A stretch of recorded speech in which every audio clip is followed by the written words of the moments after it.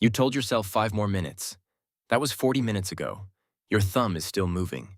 Another headline, another disaster, another stranger's worst day, another prediction that the world is falling apart. You know you should stop. You even want to stop. But somehow, the next swipe feels impossible to resist. People call it doomscrolling. Your brain calls it something much older. It calls it survival. Because the circuit keeping you glued to your screen wasn't designed for social media. It was designed for a world where ignoring bad news could get you killed.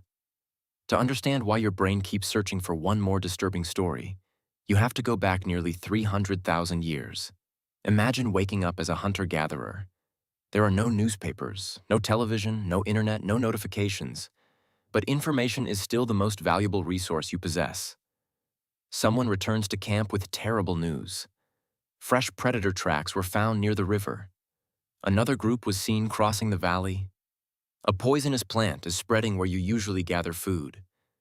Every piece of negative information could change whether your family survives the next few days. Missing that information isn't an inconvenience. It's a fatal mistake. Evolution noticed. Over thousands of generations, the human brain became exceptionally good at detecting danger.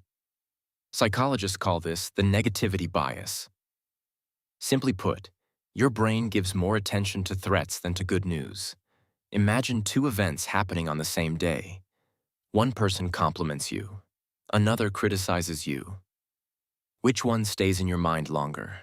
For most people, it's the criticism. Not because you're pessimistic, because your ancestors who remembered danger tended to survive longer than those who ignored it. Good news could wait. Bad news demanded immediate attention. Now fast forward to today. Your brain hasn't changed very much. Your environment has.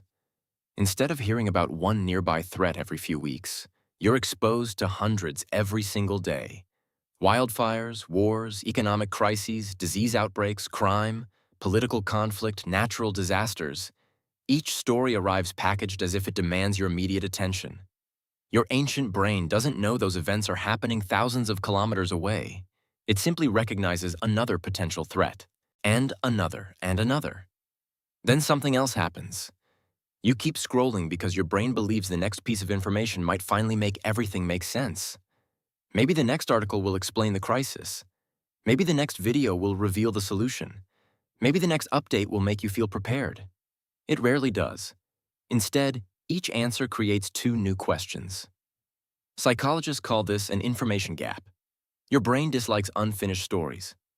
When you don't know the ending, curiosity becomes almost impossible to ignore. Social media platforms understand this remarkably well. Every headline hints at something important. Every thumbnail promises another revelation. Every swipe suggests the next post could finally satisfy your curiosity. Most of the time, it doesn't. It simply creates another gap. Another reason to keep scrolling. But here's where the story becomes even stranger. Not every post is negative. Some are funny. Some are inspiring. Some are shocking. Some are completely ordinary. That unpredictability matters. Imagine pulling the lever on a slot machine. Sometimes you win. Most of the time you don't. Ironically, unpredictable rewards keep people engaged far longer than guaranteed ones. Neuroscientists call this variable reinforcement. It's one of the most powerful learning systems ever discovered. Your phone works remarkably similarly. One swipe reveals something boring. The next reveals breaking news. The next reveals a hilarious video. The next reveals something emotionally devastating. Your brain never knows what's coming, so it keeps checking. Just one more swipe, then another, then another. But doom scrolling isn't only about fear, it's also about control, or at least the illusion of it. When something frightening happens, gathering information feels productive. You aren't solving the problem, but it feels like you're preparing for it. Our ancestors often could prepare. If dangerous animals appeared near camp, they could avoid that area. If food became scarce, they could move elsewhere. Information directly changed their actions. Today, many of the problems we read about exist far beyond our ability to influence. Global conflicts, financial markets, natural disasters, international politics. We consume enormous amounts of information about events we cannot personally change. Yet the ancient instinct remains exactly the same. Keep learning, keep watching. Maybe the next update will help. Hours disappear. Meanwhile, something equally important is happening. Your stress response stays activated. Each alarming headline tells your nervous system that danger still exists. Your body prepares for threats your muscles will never actually confront.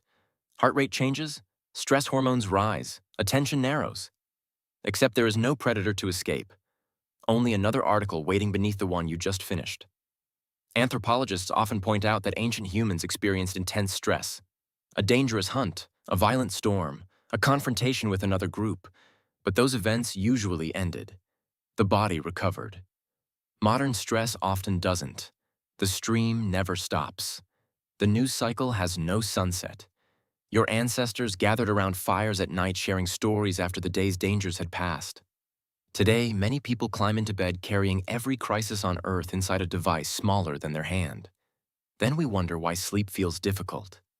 The remarkable thing is that your brain isn't malfunctioning. It's performing exactly as evolution designed it to. The problem is that evolution prepared you for a world containing dozens of people, not billions. One nearby threat, not thousands of distant ones. Occasional danger, not infinite updates delivered every second. The same survival system that once protected your ancestors now encounters more alarming information before breakfast than they might have experienced in an entire year. That's why doomscrolling feels so powerful. You're not fighting weak willpower. You're competing against instincts refined over hundreds of thousands of years. Instincts telling you that somewhere inside the next headline could be information your survival depends on. Of course, awareness doesn't make the temptation disappear. Your brain will probably continue noticing bad news before good news. It will continue chasing unfinished stories. It will continue searching for certainty in uncertain times. That's simply what human brains do. But understanding the mechanism changes something important.